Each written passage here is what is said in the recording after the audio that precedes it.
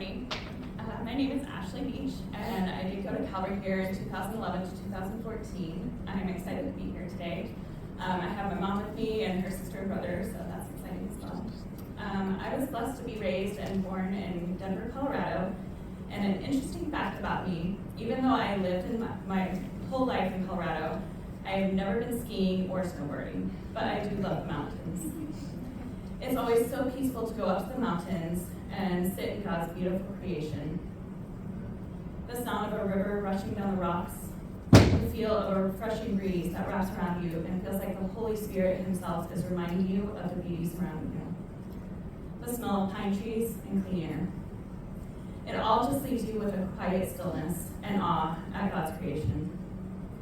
Because we live close to the mountains, whenever it got cold, either in Iowa or here in Kansas City when I attended college, people would always tell me, you should be used to this weather. A common misconception, but the snow usually skips right over Denver and hits the mountains pretty hard.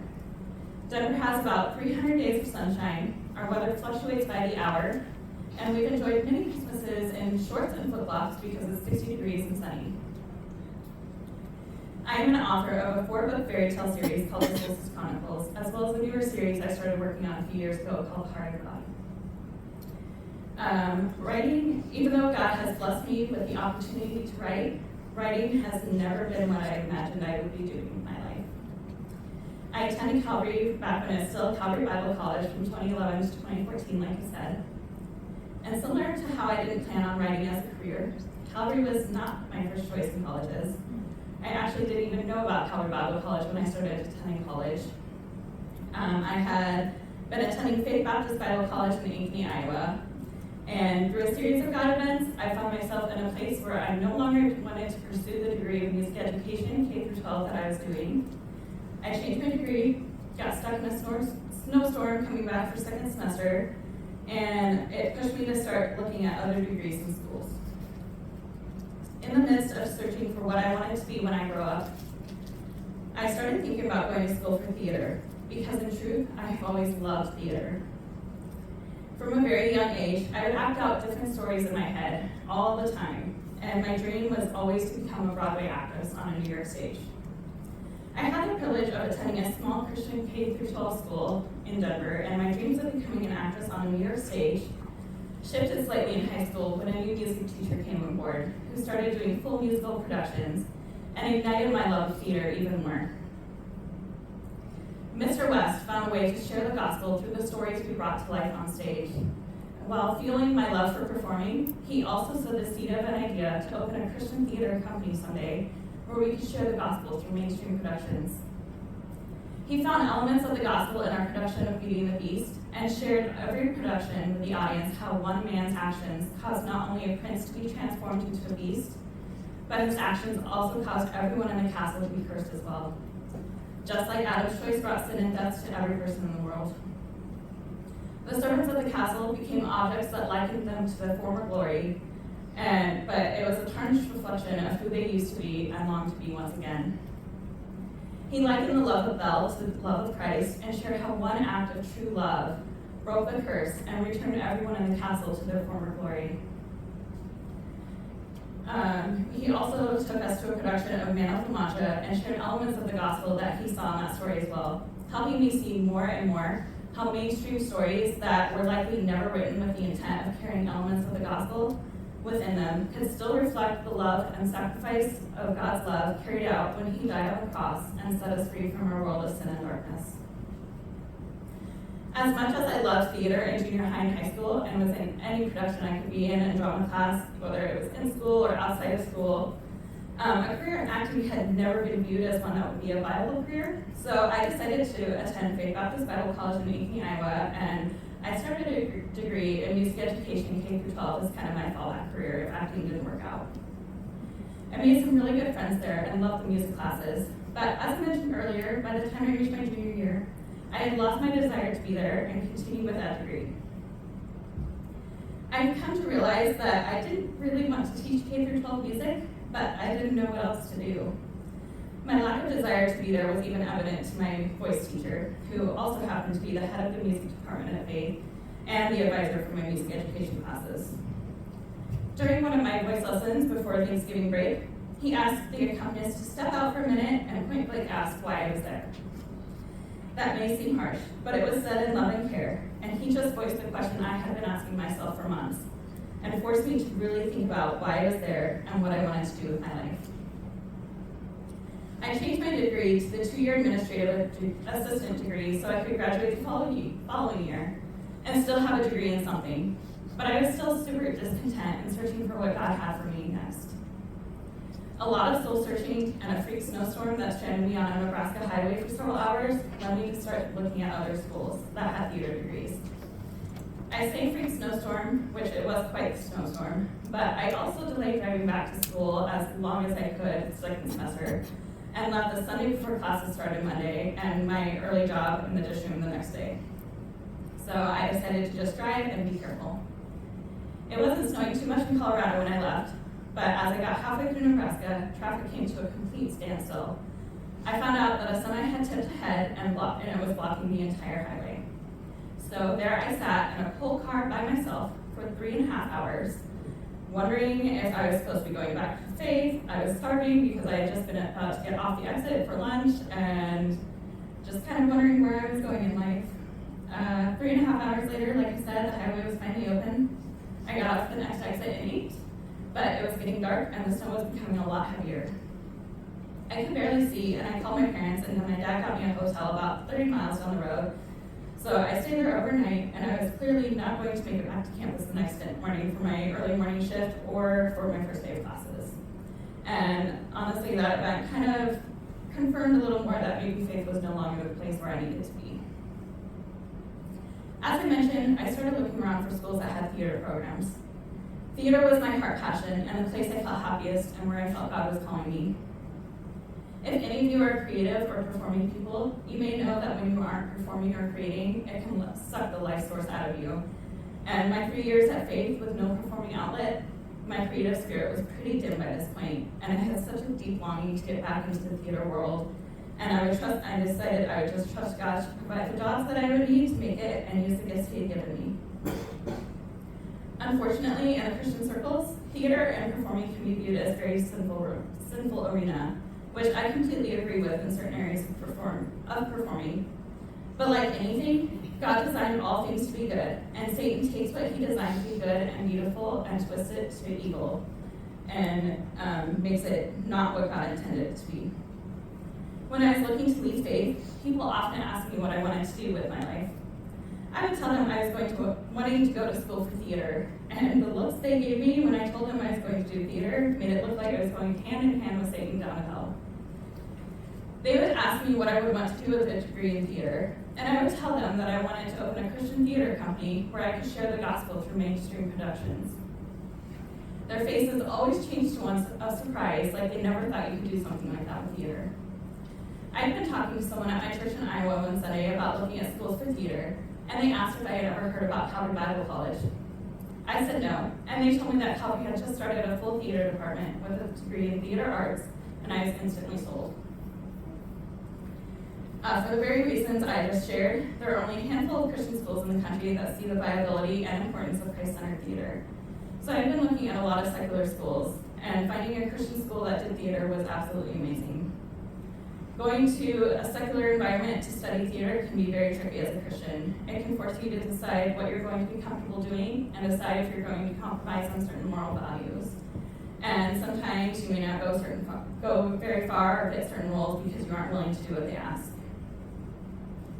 Finding the theater department here at a Christian school was an absolutely amazing opportunity because it provided a safe environment to perform while using the gifts that God gave me, and not having to worry about what I was getting into in the secular world. When I found out that Calvary was in Kansas City, that made my decision even easier because my mom's family has lived here my whole life, and we visited very often when I was growing up. So I would have family in the area, and I was familiar with the area. Like I said, I attended Calvary from 2011 to 2014 and graduated with 2 degrees, one in theater arts and one in vocal performance and pedagogy. 2 performance degrees at the same time was very crazy, but by God's grace, I got through it, and they were some of the best years of my life.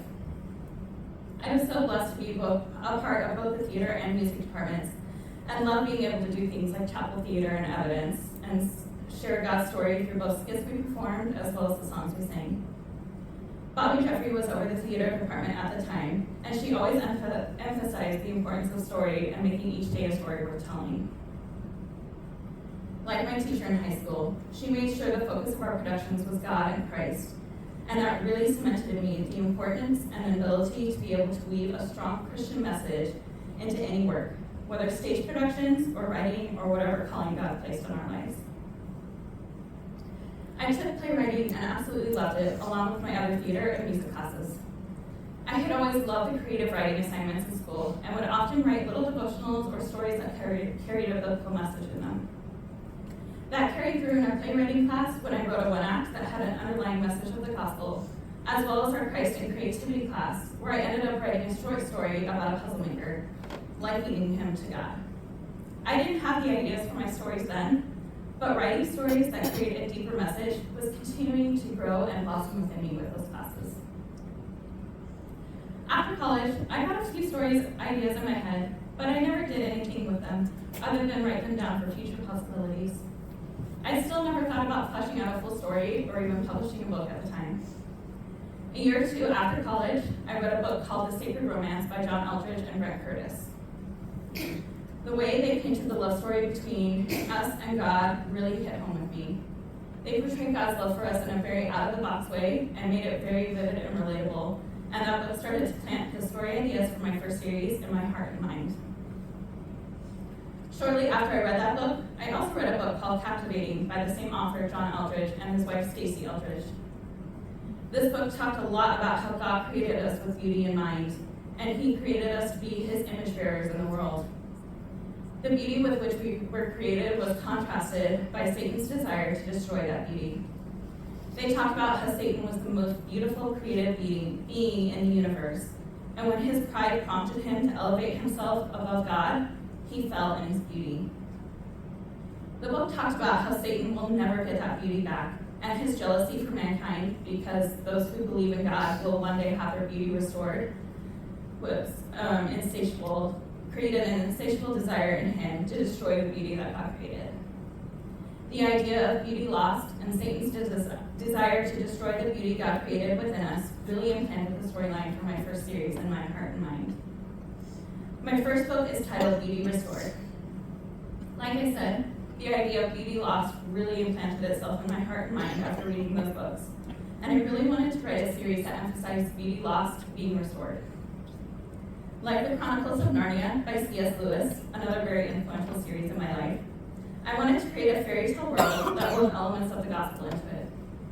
C.S. Lewis did such an amazing job painting pictures of Christ and the gospel in his stories, and was able to paint the gospel in such a way that believers and non-believers alike could be drawn into an engaging story while still seeing glimpses of the bigger story within the pages of his books.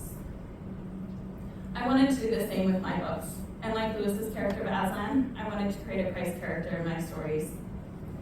I also wanted to create a saint character in my stories that gave a visible picture of what our spiritual battles look like. And finally, I also wanted to incorporate some of my own personal story into my stories as a way to encourage others and give them hope in difficult circumstances. I've had a lot of life happen.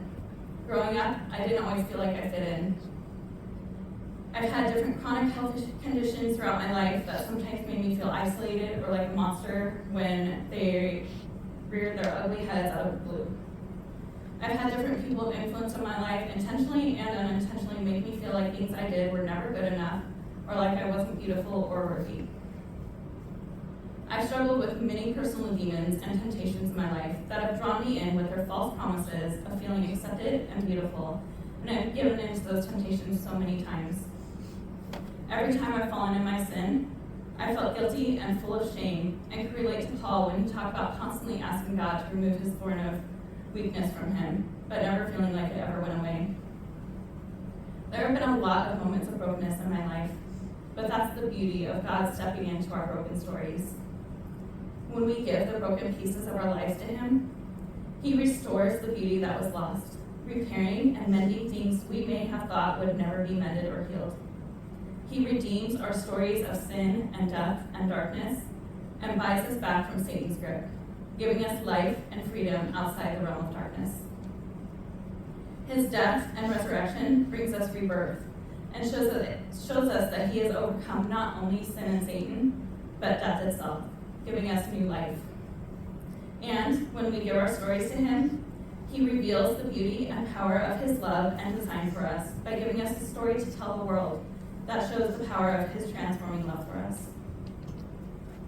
Each of us have a story to tell. My personal story and things I've gone through in my life was never one I thought I would share in such a public way.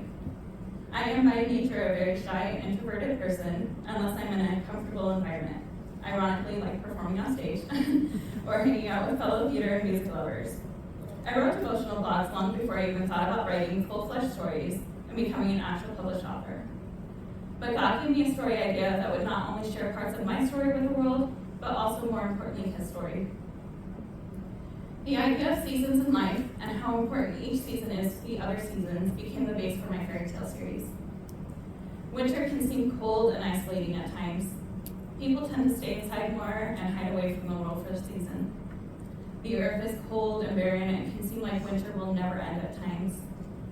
Even though winter can drag on forever at times, it is needed because seeds planted in the fall buried beneath the earth's cold surface and the water that seeps into the ground from the snow and ice that blankets the earth to prepare them for the growth that is to come in spring. Spring is a season of rebirth and new life, evident by all the plants and animals that spring to life in the spring season, after a long winter's nap. It is the season we celebrate Easter and Christ's resurrection because it's the picture of new life when we remember his death and resurrection.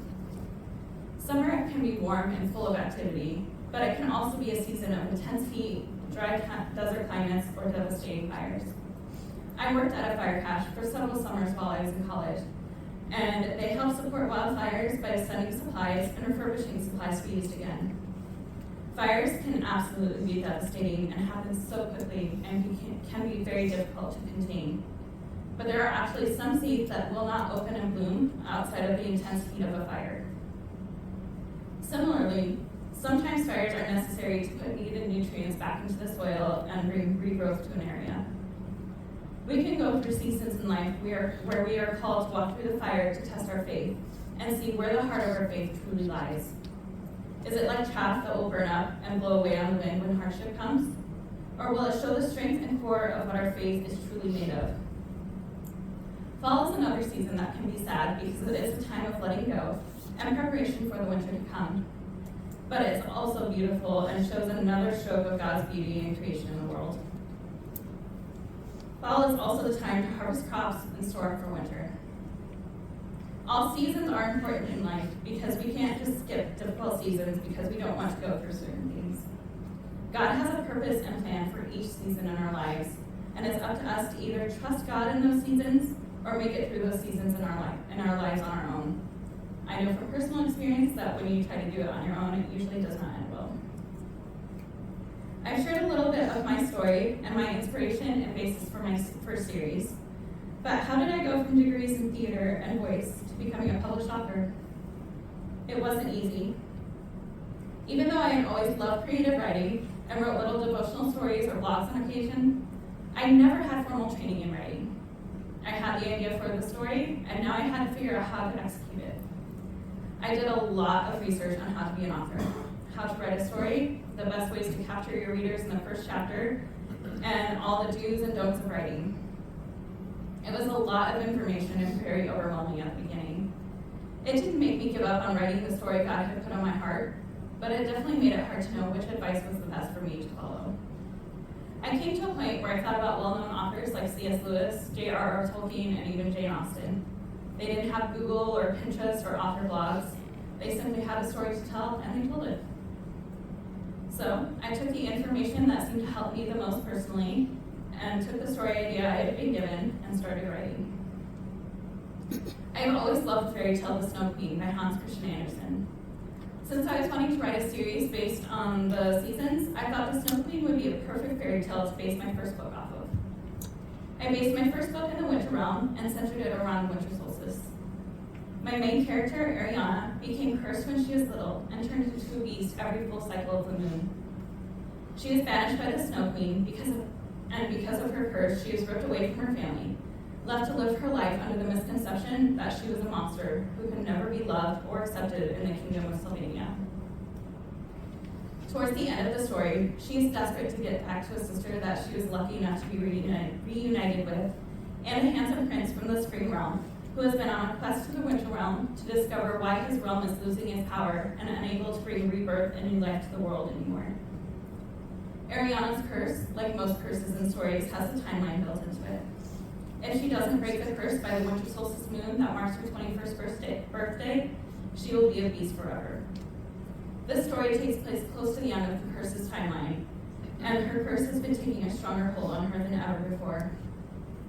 She's tired and weak and unable to move, unable to save her sister from the heartless Snow Queen, and helpless to save the prince who is dying because he's been shot with an arrow that is slowly turning his heart to ice. Ariana ends up in the middle of the winter forest alone. A gentle breeze surrounds her and fills her with a strange peace, and a man comes to talk to her. The man is my Christ character. Their conversation is a picture of what I imagine conversations with Christ would be like. He talks with Ariana and asks her what she sees in herself. She tells him she sees someone who is unlovable, someone the world sees as a monster.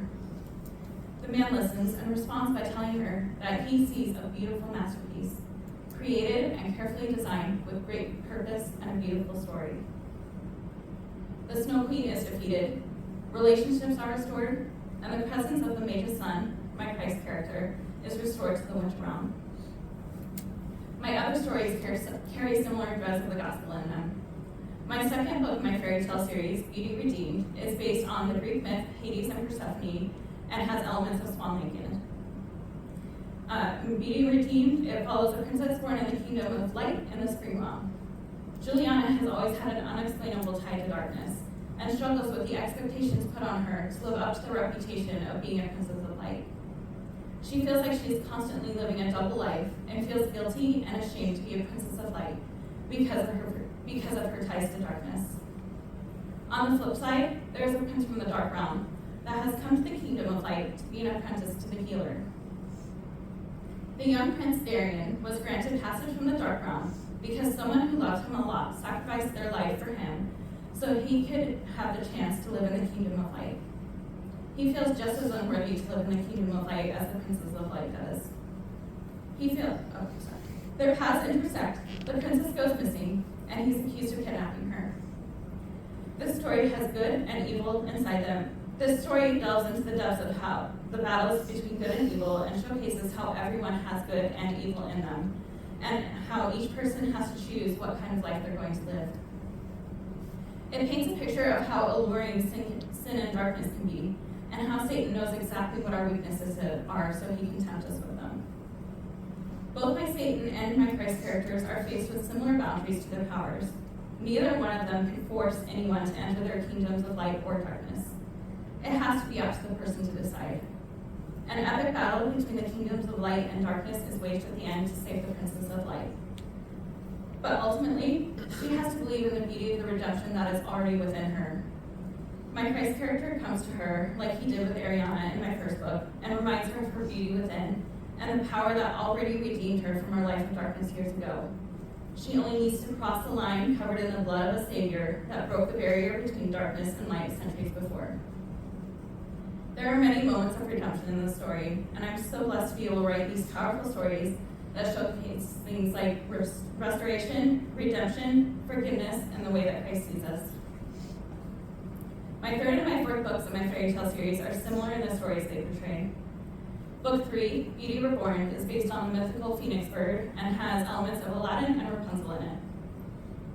It follows characters from the summer and fall realms. One has an incredible power within her, but because of an accident that happened when she was little, she stayed hidden away in a tower for most of her life. When she starts to discover how powerful her magic is, she becomes afraid of it and doesn't want to use her powers. The other character from the Fall Realm has grown up believing himself to be the half-blooded prince of the Fall Realm. And the man he believed to be his father all these years rules the Fall Realm with violence and greed. Both characters go on a journey to discover who they are and discover the amazing gifts both of them have. Together, they bring rebirth to the Summer Realm and face many trials by fire, literally. The story reflects how each of us have been given gifts by God, and He has given each of us those unique gifts as a way to share His story with the world. We can either ignore the calling He puts on our lives, or embrace it and let Him do amazing and powerful things through us. My fall book, Beauty Revealed, is based on Pandora's box and likens it to the Garden of Eden. My newer series is chock full of Christian and biblical elements, but I won't take time to get into those right now. I never dreamed I would be a writer, but God had implanted those gifts within me long before I was even born. He put a creative spirit within my heart and a love for theater and music that has helped me in unusual and unexpected ways in my writing. He placed people in my life that showed me how to look for the gospel in the world and stories around me. And in turn, find the beauty of His love and truth in unexpected places. This was not my dream for my life, but it is a dream that God had for me, and I am so grateful and humbled to be used in such a way. The journey to becoming an author has never been easy, and once you start getting into the world of publishing and marketing your books, and everything that comes with writing and publishing a book, there's a lot to learn, and it can be very overwhelming and discouraging at times. Writing the stories from such a personal point of view, I definitely felt the spiritual battles raging as I wrote them. My personal struggles would flare up extra hard when writing especially powerful sections of my stories, and I would struggle not to fall into overwhelming temptations. Marketing my books has been extremely hard as well. I know these stories were powerful, and I know God has given them to me and has written a lot of them through me. But doing various book signings or vendor events and constantly creating posts or blogs about my books on social media and never really getting a lot of sales or interest becomes extremely discouraging to keep writing and doing this. It can be hard to see God's purpose in this or keep believing that this is what He has called me to do when I'm putting in so much work and seeing so little in return for the work I've put in over the last several years.